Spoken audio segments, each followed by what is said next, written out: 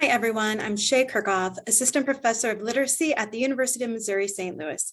And I'm pleased to introduce you to Dr. Shelbie Witte, an NCTE author of The Definition of Literacy. Well, thank you all so much for inviting me to come and share the story of our journey in this work.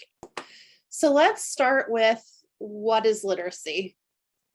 I think it's really important before embarking on this work that you're on a common ground with what your definition of literacy is in your school, in your district, in the state.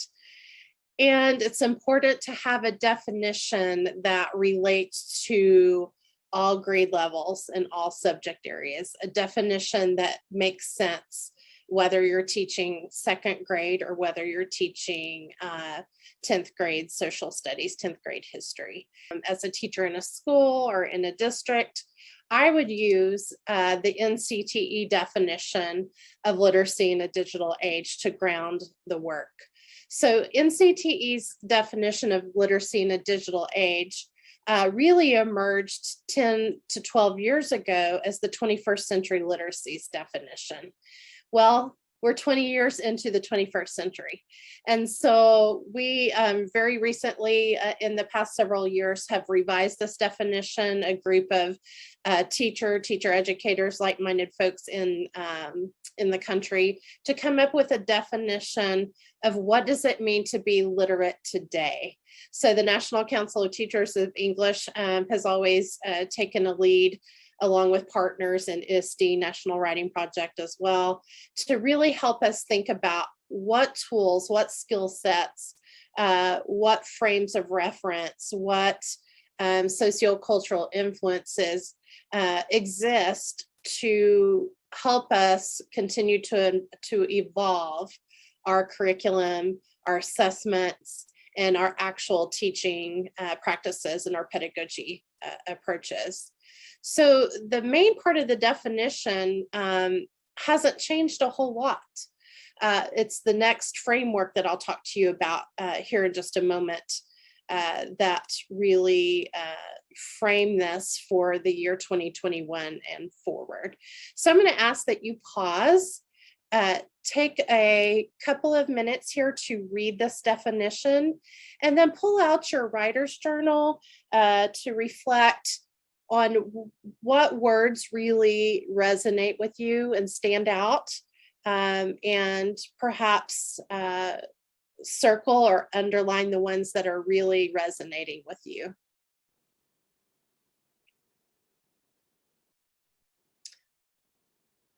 Welcome back. So now that you've had the opportunity to dig into this definition, I hope that you've noticed some particular words, and I'm going to point out the ones that really resonate with me.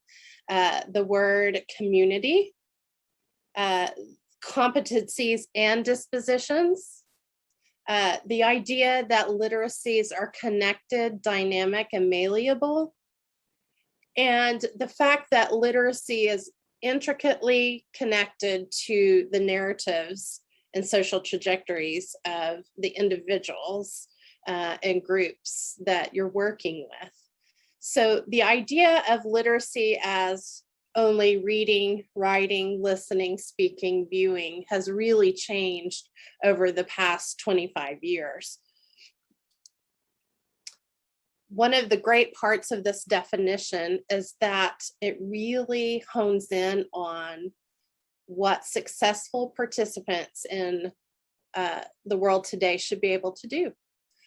So participating effectively and creatively in a networked world. What does that mean? What does that look like? Consuming, curating, and creating actively across contexts.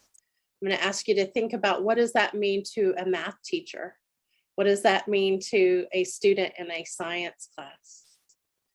Advocate for equitable access to and accessibility of text, tools, and information. In 2020, that was such a critical thing to think about in the COVID pandemic situation that we're still currently in.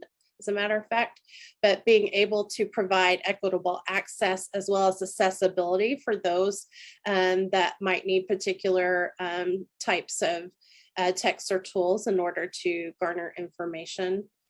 And then especially the ways in which we build connections together, not only to work collaboratively, but also then to strengthen independent thought. I think sometimes we forget the purpose of working together collaboratively beyond meeting a particular task or particular outcomes is also to become a better, stronger thinker on our own. The next few bullets of this framework and definition really hone in on some things that have emerged in the past 10 years as things that needed to be addressed as far as literacy is concerned. So for example, recognizing bias and privilege in text, in interactions, and in communications. What does that look like for a first grader? That's a really interesting conversation you could have at the elementary level about privilege and bias and points of view and whose story is being privileged and whose voices are being silenced. Examining the rights, responsibilities, and ethical implications of the use and creation of information.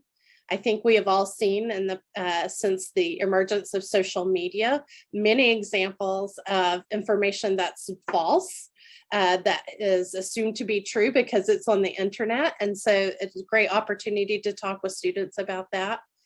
And ways to counter unproductive narratives, ways to go about disagreeing with individuals in a way that promotes collegial disagreement, as well as an opportunity for folks to voice opinions in a healthy way.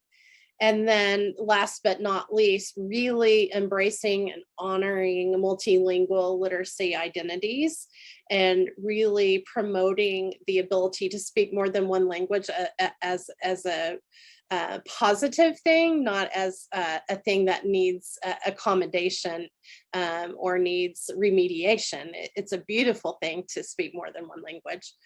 And so NCTE has really thought very thoughtfully about how this definition works with elementary and with high school. So PK-12 range, each of these bullets can be used to a particular degree in defining what literacy is and how it can be used.